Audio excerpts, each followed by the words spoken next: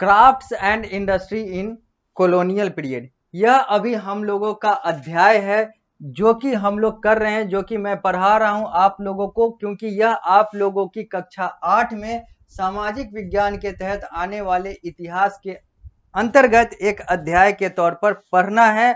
और मैंने इस अध्याय को अलग अलग कक्षाओं के माध्यम से आप लोगों को समझाया है। अभी तक जितनी कक्षा हुई है उसमें अभी तक जितना भी टॉपिक आया है उसकी बात हुई है, उसको मैंने आप लोगों को समझाया है। क्योंकि जो यहाँ पर पढ़ाई हो रही है, जो मैं आप लोगों को पढ़ा रहा हूँ, जो आप लोग पढ़ रहे हैं, वो public school board of India के पाठ्यक्रम और पारस प्रकाशन पुस्तक के अनुसार पढ़ रहे हैं। और यह जो सामने आप लोगों को स्मार्ट बोर्ड पर एक सॉफ्ट कॉपी के तौर पर एक पुस्तक दिख रहा है, यह आप लोगों का पुस्तक जो है पारस प्रकाशन है। और पारस प्रकाशन के पुस्तक का यह अभी जो सामने आप लोग को दिख रहा है पृष्ठ संख्या 92 है। और यहीं पर इसी पृष्ठ पे हम लोगों ने अपने पिछली कक्षा को विराम दिया था। अब इस अध्याय को इस कक्षा के माध्यम से यहीं से आगे बढ़ाते हैं।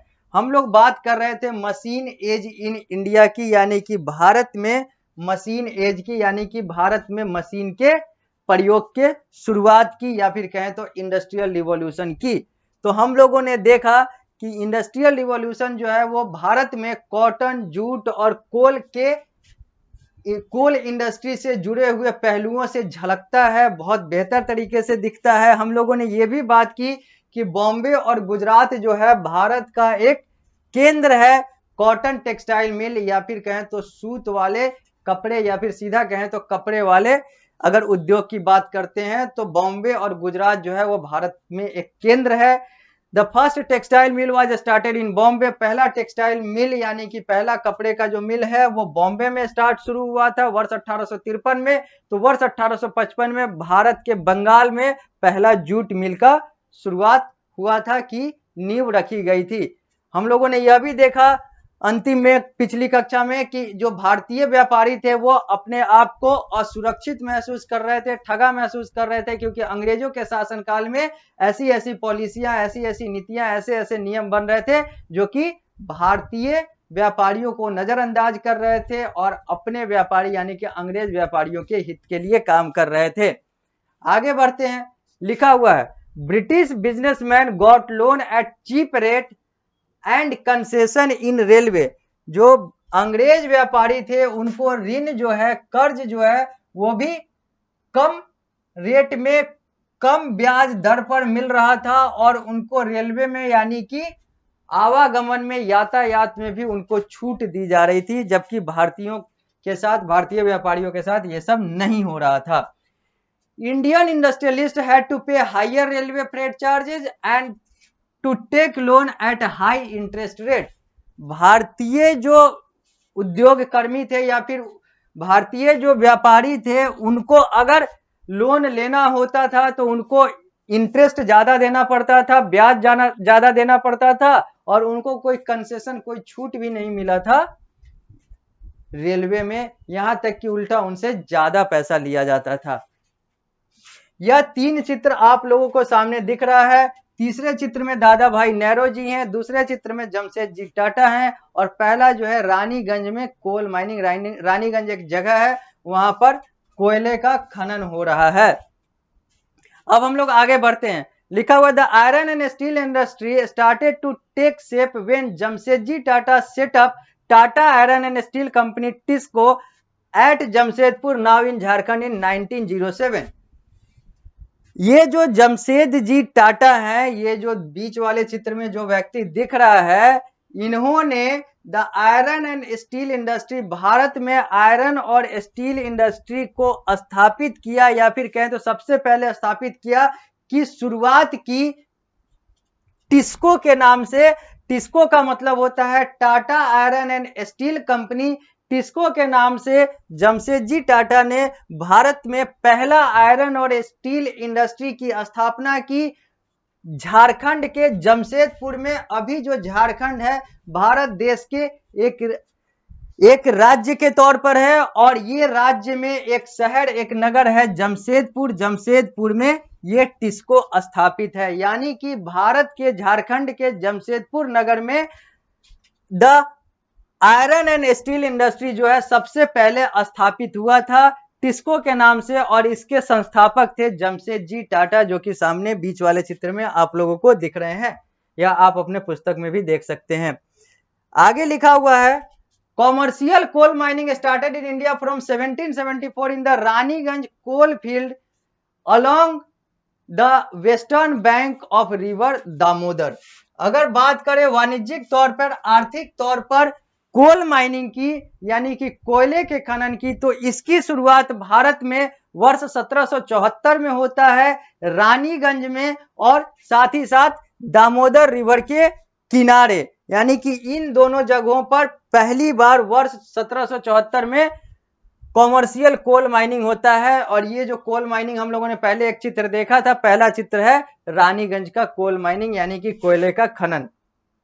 आगे, the production was very low as demand was low. यहां पर प्रोडक्शन भी लो हो रहा था क्योंकि मांग भी ज्यादा नहीं थी, मांग भी कम थी।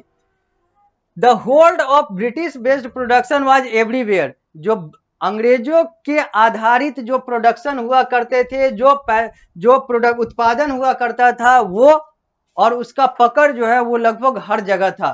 Poverty of the people was at its height as sources of income were declining.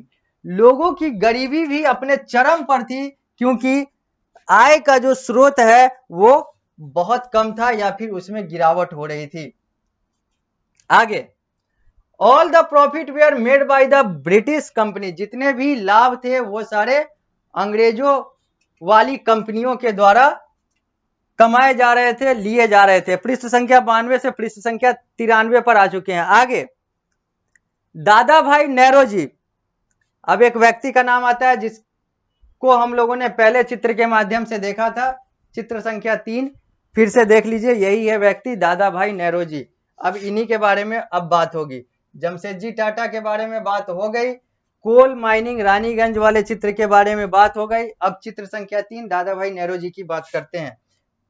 पृष्ठ संख्या 93 पर लिखा हुआ है, Dadabhai Naoroji explained the drain of wealth theory in his book poverty and un British rule in India 1912। Dadabhai नेरोजी ने व्याख्यात किया है कि कैसे जो संपत्ति है उसका ड्रेन, यानी कि वो खत्म होता चला गया या बहता चला गया, वो निकलता चला गया। इसकी व्याख्या दादा भाई नेरोजी ने की है, यानी कि दादा भाई नेरोजी ने अपने एक पुस्तक में यह बताया है कि कैसे भारतीय संपत्ति जो है वो खत्म होती चली गई, बहती चली गई, निकलता चला गया। और उस बुक का नाम है poverty and un British rule in India, जो कि 1912 में प्रकाशित हुआ था। 1912 में दादा भाई नेरोजी के द्वारा प्रकाशित एक पुस्तक जिसका नाम है poverty and un British rule in India, उसमें बताया गया है कि कैसे, और उसमें एक्सप्लेन किया गया है, व्याख्यात किया गया है कि कैसे वेल्थ जो है, भारतीयों का वेल्थ, भारतीयों की संपत्ति जो है वो ड्रेन होती चली गई, यानी कि बहती चली गई, कम होती चली गई, खत्म होती चली गई, लोग गरीब होते चले गए। और गरीबी जो है वो हुआ कैसे, तो ये भी चीज हम लोगों ने देखा कि कैसे अंग्रेजों की नीतियां जो है वो भारतीयों को गरीब करती चली गई। India was at its extreme poor condition due to drain of Indian wealth into Britain due to British colonial policy. जो इंडिया के लोग थे, या फिर इंडिया की बात करें, तो वो अपने एक्सट्रीम पुअर कंडीशन, यानी कि एक गरीबी के चरम अवस्था पे, या फिर गरीबी अवस्था के एक चरम बिंदु तक पहुंच चुका था, क्योंकि जो भारतीय संपत्ति थी वो अंग्रेज नीति और अंग्रेज पॉलिसीज के द्वारा, रूल और रेगुलेशन के द्वारा, नियम और कानून के द्वारा लूटे जा रहे थे। He held that the British rule in India was like a sponge which soaked everywhere valuable in India and pushed out into Britain. इन्होंने, यानी कि दादा भाई नेहरू जी ने आगे यह भी कहा कि जो अंग्रेजों का जो शासन है भारत में, वह एक स्पंज के तौर पर है।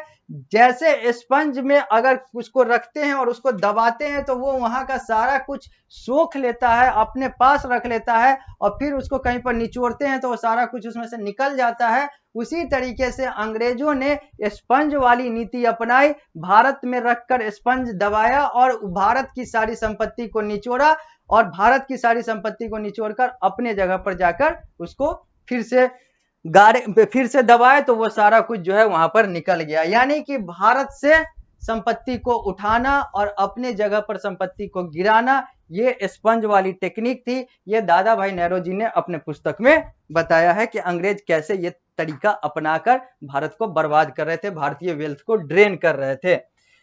During the first world war, अगर प्रथम विश्व युद्ध की बात करें, उस दौरान की बात करें, Indian industry started to get support, भारतीय व्यापार को फिर मदद मिलना शुरू हुआ, समर्थन मिलना शुरू हुआ। Britain had to turn to steel produced in Tata iron and steel company और TISCO to construct the railway.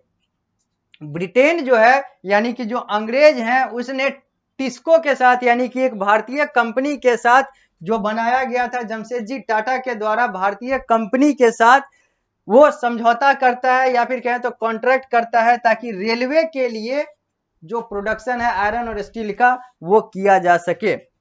The steel produced in Britain was being used to meet the demand of the First World War. Thus, steel from Tisco was also used to produce the material. जो प्रथम विश्व युद्ध हो रहा था, first world war हो रहा था, तो जो स्टील और ये सारी चीजें जो हैं जो इंग्लैंड में पैदा हो रही थी या फिर इंग्लैंड में जिसका प्रोडक्शन हो रहा था, वो फर्स्ट वर्ल्ड वॉर में उसका प्रयोग हो रहा था। उसके फर्स्ट वर्ल्ड वॉर के अलग अलग मांगों की पूर्ति की जा रही थी और टिस्को के द्वारा जो बनाया जा रहा था ये भी फर्स्ट वर्ल्ड वॉर के अलग अलग मांगों की पूर्ति और भारतीय जो रेलवे है इन सारे चीजों में इसका आयरन और स्टील प्रयोग किया जा रहा था।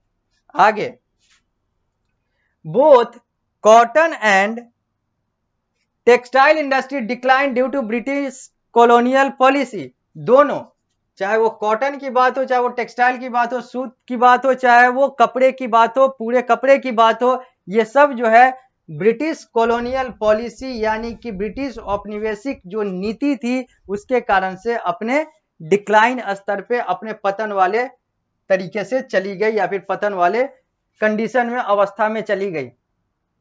Ultimately, the economic policy of colonial period led to the decline of income of Indian and extreme poverty of the Indian। और इसके कारण से क्या हुआ? इसके कारण से यह हुआ कि जो कॉलोनियल पीरियड का जो इकोनॉमिक पॉलिसी था, जो आर्थिक नीति था, इसके कारण से भारतीयों का इनकम, भारत का इनकम जो है वो गिरता चला गया और भारत के लोग जो है वो गरीबी में जाते चले गए। Natural disaster like drought, famines, epidemics, etc. added the suffering of India। इसके अलावा जो प्राकृतिक आपदा था, चाहे वो सूखे की बात हो, चाहे वो बाढ़ की बात हो, चाहे वो महामारी की बात हो, चाहे वो बीमारी की बात हो, चाहे वो अलग अलग आपदाओं की बात हो, ये सब चीज जो है इस गरीबी में और आटा गीला कर रहा था, यानी कि और ज्यादा नुकसान पहुंचा रहा था। एक तो गरीबी है, एक तो खाने को पैसा नहीं है, रहने के लिए सही तरीके से चीजें नहीं है, घर नहीं है, और ऊपर से बीमारी, ऊपर से सूखा, ऊपर से बाढ़, ये जो प्राकृतिक आपदा है ये अलग से जो है तबाह कर रहा था, अलग से परेशान कर रहा था। अब आगे बढ़ते हैं और बात करते हैं एक केस स्टडी का। यहां पर हम लोग देखेंगे टेक्सटाइल से जुड़ा हुआ एक केस स्टडी। केस स्टडी क्या होता है अब मैं इसको एक्सप्लेन नहीं करूंगा क्योंकि बहुत सारी कक्षाओं में जब जब केस स्टडी आया है मैंने बताया कि केस स्टडी का मतलब क्या होता है। अब हम लोग आगे बढ़ते हैं और बात करते हैं टेक्सटाइल का, यानी कि एक केस स्टडी है। केस स्टडी में हम लोग टेक्सटाइल की बात करेंगे, कपड़े की बात करेंगे, वस्त्र उद्योग की बात करेंगे। The one India industry which outdid every other country during Mughal time was the textile industry। एक भारतीय उद्योग जो लगभग हर देश में अपना पहचान बना रहा था या फिर हर देश के जरूरतों की पूर्ति कर रहा था, मुगल शासन में भी, उससे पहले भी या फिर उसके बाद भी, तो वो था टेक्सटाइल इंडस्ट्री, वो था कपड़ा का उद्योग यानी कि वस्त्र उद्योग। It was very unfortunate that this industry had suffered the worst decline during British rule। यह बहुत दुर्भाग्यपूर्ण है कि वैसा उद्योग जो पूरे दुनिया में प्रसिद्ध था वो ब्रिटिश शासनकाल में, भारतीय ब्रिटिश शासनकाल में, भारत में ब्रिटिश के शासनकाल में अपने वर्स्ट स्टेज यानी कि अपने सबसे बुरे दौर में चला गया। Our textile were spread in all part of the country and there were certain towns famous for this, हमारा जो टेक्सटाइल था, अपना जो टेक्सटाइल था, भारत का जो टेक्सटाइल था, भारतीय कपड़ा और वस्त्र उद्योग जो था, वो अपने देश में और साथ साथ दुनिया में हर जगह लगभग लगभग फैला हुआ था। और कुछ शहर जो हैं वो इसी टेक्सटाइल के कारण से प्रसिद्ध थे, कपड़े के कारण से, कपड़ा उद्योग के कारण से ही प्रसिद्ध थे। बनारस, ढाका, मुर्शिदाबाद, सूरत, कांचीपुरम, मदुरई और अलग अलग जो शहर हैं, ये सब जो हैं ये इसी चीज के लिए फेमस थे, यानी कि अपने टेक्सटाइल इंडस्ट्री के लिए ही फेमस थे। Lucknow was famous for its chicken curry work, while Chanderi for its fine cloth and sari. ये जो लखनऊ था, यानी कि भारत देश के अभी के उत्तर प्रदेश राज्य की राजधानी लखनऊ, लखनऊ अपने चिकन करी के लिए, यानी कि चिकन करी एक तरह का टेक्सटाइल वर्क होता है, उसके लिए फेमस है। तो चंदेरी जो है अपने साड़ी के लिए और अपने अलग अलग वस्त्र के लिए फेमस है। तो यहां पर यही बात आ रही है कि जो टेक्सटाइल इंडस्ट्री पूरे दुनिया में प्रसिद्ध था, भारत के साथ साथ इसकी प्रसिद्धि पूरे दुनिया में थी, वो ब्रिटिश औपनिवेशिक काल यानी कि इंग्लैंड वाले जो कॉलोनियल पीरियड थे उसमें अपने सबसे बुरे दौर में चली गई। और यहाँ पर कुछ शहरों के नाम दिए गए हुए हैं जो टेक्सटाइल के कारण से ही प्रसिद्धि पाए हुए थे, अभी भी है। बनारस, ढाका, बनारस को वाराणसी कहते हैं, ढाका, मुर्शिदाबाद, सूरत, कांचीपुरम, मदुरई, ये सब जो है, लखनऊ, चंदेरी, ये सब कुछ नगरों के नाम हैं। अब इस कक्षा को हम लोग यहीं पर रोकते हैं, मिलते हैं अगली कक्षा में। तो इस अध्याय को यहीं से आगे बढ़ाएंगे, क्योंकि इस कक्षा में हम लोग इस अध्याय को यहाँ पर विराम दे रहे हैं और अगली कक्षा में यहीं से, यानी कि केस स्टडी टेक्सटाइल और what happened under the British, और ब्रिटिश शासनकाल में टेक्सटाइल का क्या हुआ, कैसे हुआ, इन सारी चीजों की बात होगी अगली कक्षा में।